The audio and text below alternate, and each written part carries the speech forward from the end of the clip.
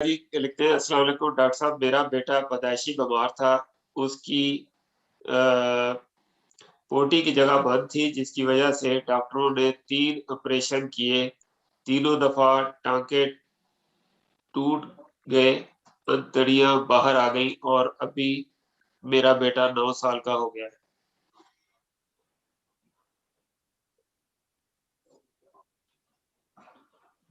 جی کن سے سوال ہے؟ ڈاکٹر صاحب سے، ڈاکٹر رانا صاحب سے ہے نا؟ جی جی جی نہیں تسی کسی دا ذکر نہیں کیتا، تسی صرف یہ ذکر کیتا ہے کہ اودی پوٹی والی جگہ دا آپریشن کیتا سی تے آپریشن دا کھل گیا ہے۔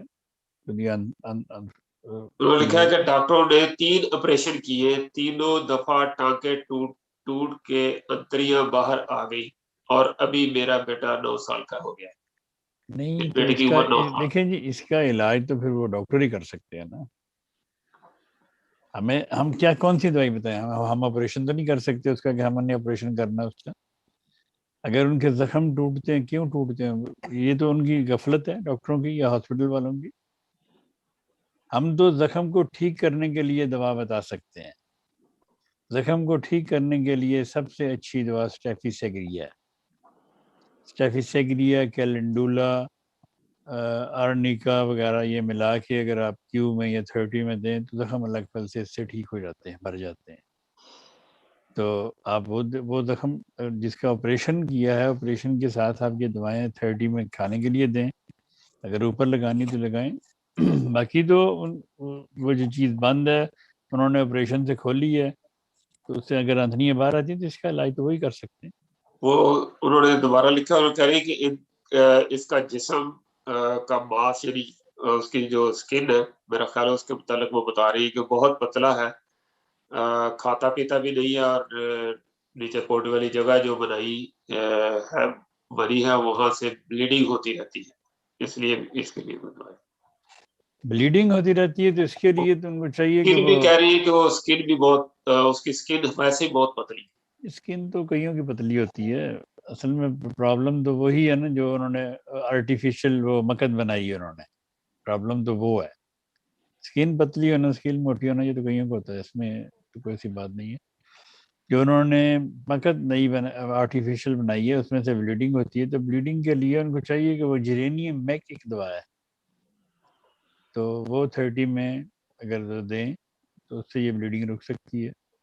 ویسے بلیڈنگ روکنے کے لیے ملی فولیم اور فاسفورس بھی 30 میں دے سکتے ہیں، تو دے کے دیکھیں پھر بتائیں اگلے ہفتے۔ اگر کچھ مزید کہنا چاہتے ہیں تو امینی صاحب بتا دیتے ہیں۔ اس میں یہ ہوتا ہے کہ یہ بھی بچہ کیونکہ کمزور ہے، خون کی کمی ہے، اور اس کو بھی ہرنیا ہے بچے کو، جس کی وجہ سے اس کی آنتوں میں طاقت نہیں ہے۔ ایسے لگ رہا ہے جیسے اس کی پورٹل وینز بلاک ہیں، جو معدے کے آنتوں کے اوپر، معدے کے اوپر ایک رگیں ہوتی ہیں، وہ خون جو ہے لیور میں لے کے نہیں جا رہی۔ تو اس کا مطلب یہ ہے کہ بچہ کوئی ایسی چیزیں کھا رہا ہے جس سے الرجی ہے، اور جس سے پورٹل وینز بلاک ہو جاتی ہیں۔ تو اس میں یہ ہے کہ اول تو سیریس کیس ہے، تو ان کو رابطہ کرنا چاہیے، تمام بلڈ رپورٹ جو ہے مجھے بھیجنی چاہیے کہ میں دیکھ لوں کہ ان کی پورٹل وین واقعی بلاک ہے، تو وہ اس سے لیور کے انزائم کتنے زیادہ ہیں۔ اس میں ALT اور الکلائن فاسفیٹیز بڑھ جاتے ہوتے ہیں، جس کی وجہ سے آنتیں پوری طرح کام نہیں کر رہی ہوتی ہیں۔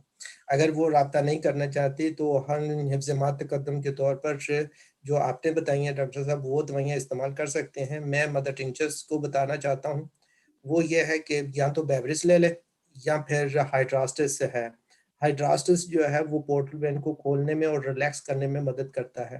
دوسری بات یہ ہے کہ کوئی ایسی کھانے ان کا جائزہ لیں، یا آپ بچے کا بلڈ ٹیسٹ کروائیں کہ بچے کو کن چیزوں سے الرجی ہے۔ ایسے بچوں کو گلوٹن الرجی ہوتی ہے، وہ گلوٹن فری والا کھانا کھائیں، کیونکہ جب تک ان کے زیادہ چیزوں کا پتہ نہیں چل جاتا کہ بھئی گلوٹن سے، کیونکہ یہ پورٹل وینز یکدم ہو جاتی ہیں اور سیلیاک ڈیزیز بن جاتی ہیں، تو لہٰذا بیورس جو ہے اس میں ان کو فائدہ دے سکتے ہیں۔